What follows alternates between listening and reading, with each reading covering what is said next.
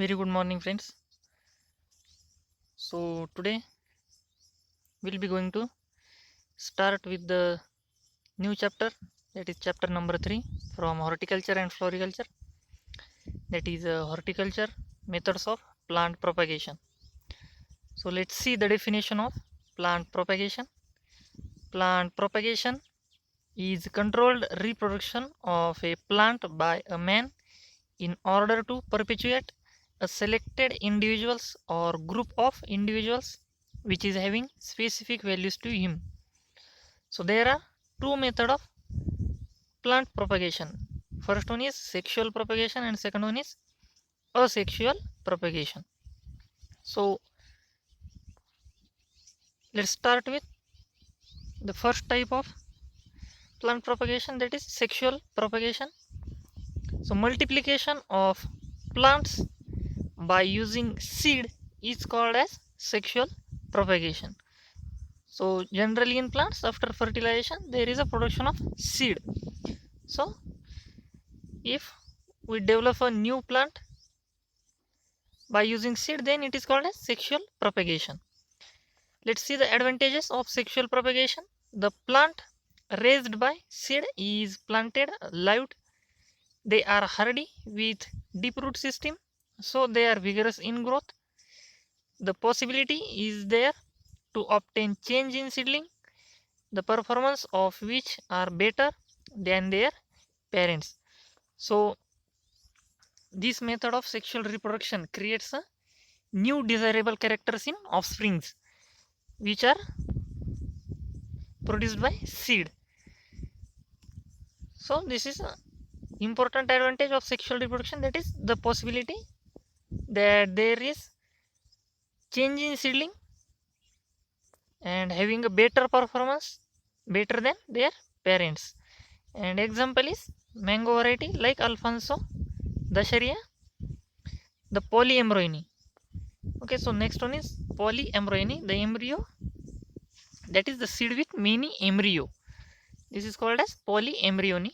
The phenomenon of propagation of more than one seedling from a single seed produce true to type nuclear embryonic seedling which could be used as rootstock for uniform performance. Again example is mango varieties Oler and Bapakal. It is also common in citrus and jamun. Okay, so these are the examples of polyembryony, that is seeds with many embryo. Seed propagation is necessary when vegetative propagation is unsuccessful or expensive. And example is papaya, coconut and areca nut. In these plants, the vegetative propagation is generally unsuccessful or expensive. So the propagation of these plants is carried out by seed propagation. The next advantage is exploitation of hybrid. Vigor is possible only when the hybrid are multiplied in the first instance through sexual propagation, although subsequent fixing of heterocyst is effected through vegetative propagation. Example is Sapota and Ratna mango. Then rootstocks are usually raised by seed. Example Rangpur lime and Jamberry for citrus. When seedling is required in large number, seed propagation is the only easy mean. And example is dry land fruit and forest species. Okay, so when we need a large number of plants, then we can produce them by seed propagation. Now in modern techniques, there is advanced techniques like tissue culture techniques, from which we can develop a large number of plants by vegetative means, because we use a meristematic tissue of plants, of desired plants. From that we can get a maximum number of plants. So there are some advantages of this sexual reproduction and as well as some disadvantages. So let's see the disadvantages of sexual reproduction. So first one is when progenies are not true type, so they become inferior because in the commercial orchard it is necessary to have uniform quality, growth and yielding capacities. Okay, so this one is very important. Disadvantages of sexual reproduction: when after fertilization, when seed is produced, so different characters unite and form a different seed from each other. They are not uniform in quality and as well as not in uniform growth and yielding capacities. So it becomes a disadvantage for a grower. Then choice tree or any hybrid trees cannot be perpetuated true to type by seed except in apomixis. Apomixis. Apomixis. What is apomixis? Apomixis is the development of seed without fertilization. Seedling has a long juvenile period. In crops like citrus, coca, and rubber, the seeds must be sown afresh, that is, immediately after extraction. Many varieties are seedless. So, seeds lose its viability in short period. Some seeds lose their viability in short period, so it becomes a disadvantageous. Now, let's see the second type of plant propagation, that is artificial vegetative propagation. So let's see the definition. When any vegetative plant part used for the propagation of new plant by using artificial method is known as artificial type of vegetative propagation. It is of following types such as cuttings, layerings, grafting and budding. So these are the types of artificial vegetative propagation. When we germinate or when we develop a new plant with the help of seed, then it is called as sexual reproduction. And when we use any plant part other than seed, then it is called as artificial vegetative propagation. So these are four types, that is cuttings, layerings, graftings and budding. So let's start with the first type, that is cutting.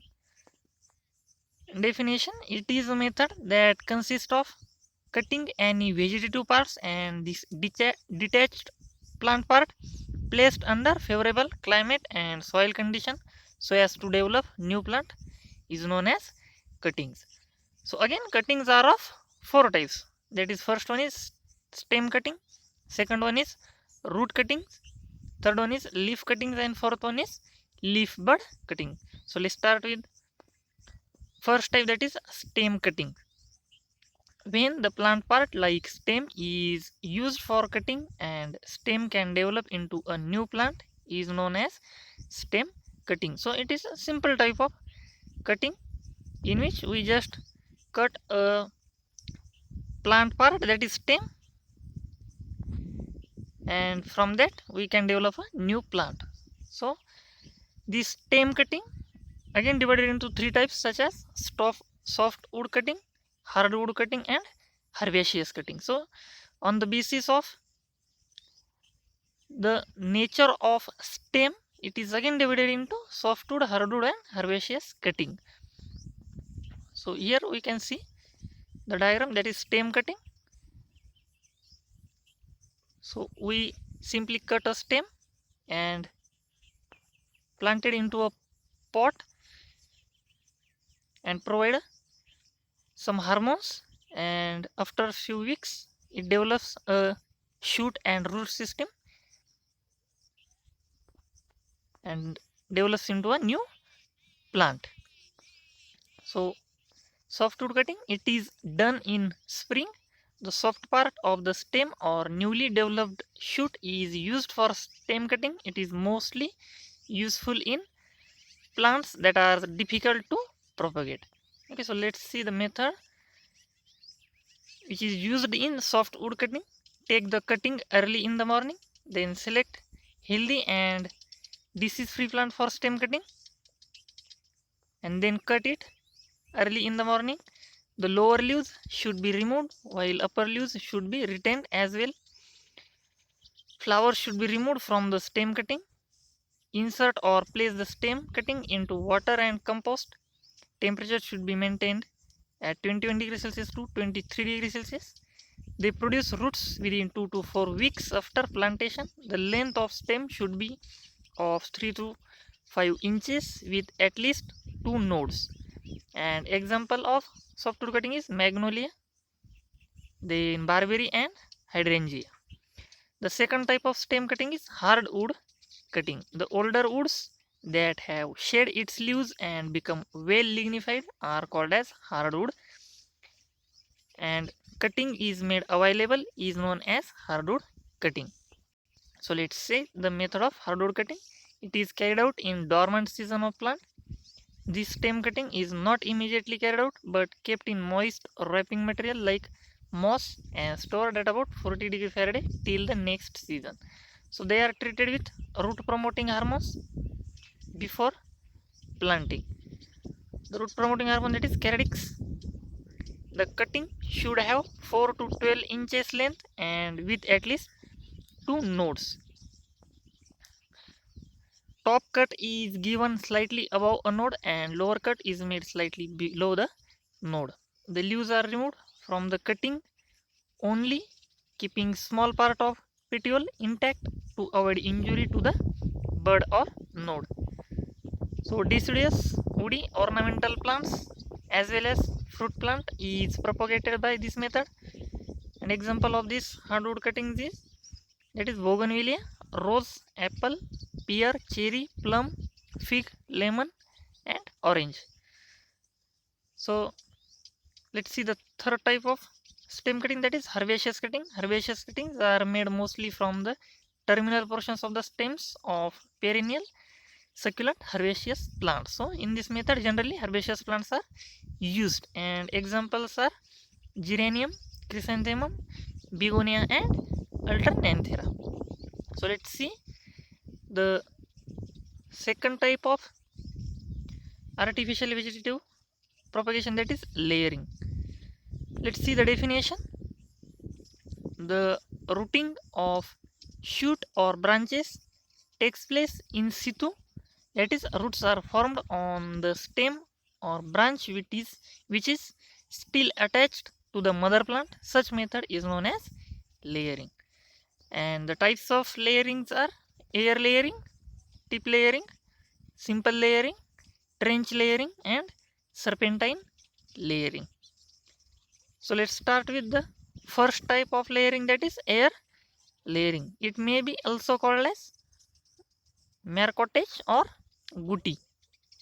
The roots are developed on the branch of stem. Still it is attached to mother plant, known as air layering. So here we can see the diagram.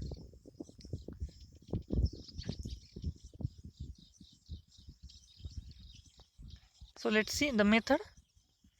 A ring of bark of about 3 cm is removed from the internodal region of the stem called girdle. It is covered with soil, moss or other moistening materials. It is then covered and tied with a piece of gunny cloth or plastic strips in such way that it will allow aeration but avoid loss of moisture. The girdle may be applied with root promoting hormones for rapid root formation. As soon as roots are visible, plants is detached from the parent plant and can be cultivated at suitable site.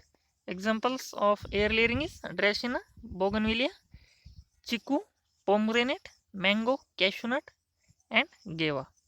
So let's see the second type of layering, that is tip layering. So this is a natural method of reproduction characteristics of many trailing plants. The flexible branches bend to the ground naturally or are artificially induced to do so. The tips of the branches are placed in the moist soil at a depth of 6 to 8 cm.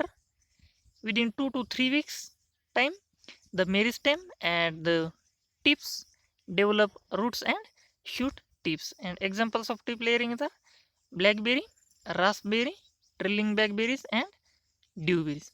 So here is a diagram where we can see how exactly the tip layering occur or takes place. So here in A1 diagram we can see the tip of this plant is dipped inside the soil. Then in A2 diagram here we can see that the tip of these branches is again comes above the ground, and these branches forms shoot and a root system. And in A3 diagram here it develops a new seedlings. So this is tip layering. Okay, so next is simple layering. In simple layering, a slender, flexible, 1-year-old mature branch produced near the base of the stem is selected. It is simply bent down to the ground and covered with the moist soil. The top of the branch with its leaves is allowed to remain above the surface of the soil. The buried part of the branch is notched or upward slicing cut is given on the lower side of the branch, and then it develops root and shoot system. So here is the diagram of simple layering. The first one is B1 diagram. Here we can see that the branch is bent downward to the soil. The tip of the branch is allowed to remain above the surface. The part which is below the ground forms root system, and again it develops into a new plant. Okay, so this is simple type of layering. So let's see the third type, that is serpentine layering. In serpentine layering is essentially the same as simple layering, except that the branch that is selected and bent down is alternately covered and exposed along its length. Adventitious roots normally develop at each covered node, and the buds at the exposed nodes form new shoots. So here we can see in serpentine layering. Okay, so here is the diagram D1, that is serpentine layering, in which a flexible branch buried in the soil with alternate nodes, it forms adventitious roots and as well as shoot system and develops into a new plant or new seedling. So this is a type of layering, that is serpentine layering. So let's see the next one, that is trench or continuous layering. In this method, a long flexible branch is selected. It is bent to the soil and placed in horizontal position in the shallow trench and covered entirely with moist soil. The tip of the branch is left exposed to manufacture food and hormones for better development of roots and shoots.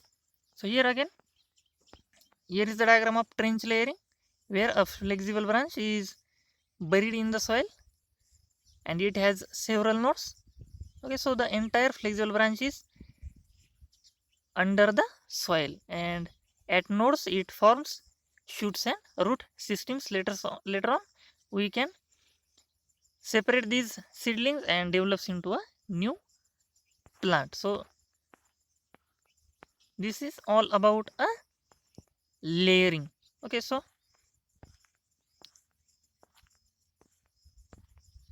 I think this is enough for today. In next video lecture we'll be going to start with the grafting. Today we have finished two types of artificial vegetative reproduction, that is cuttings and layerings.